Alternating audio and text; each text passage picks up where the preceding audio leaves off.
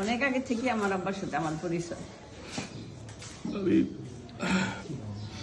আমি যখন বের হয়ে আসি রান্নাঘর থেকে, আমার পরিবারের কাছে জানতে চাই তোমরা কেমন ছিল।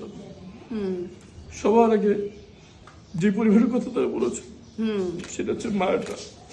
জি জি জি কে আব্বা, আমার এখন সবচেয়ে বড় কথা হলো আমার সুমনটা বাইর করতে হইব।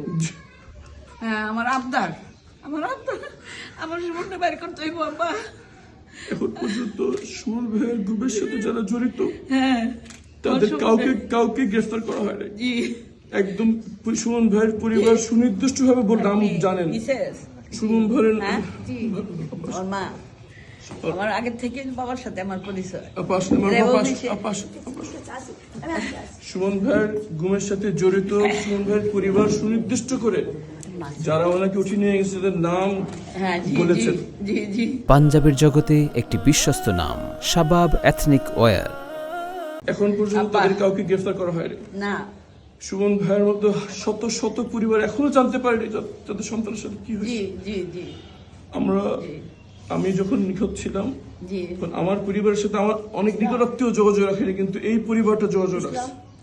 এবং এই মায়ের ডাক তাদেরকে আন্দোলন করতে শিখেছে যে ঘরে বসে চোখের পানি ফেলান, আমাদেরকে রাস্তায় নামতে হবে।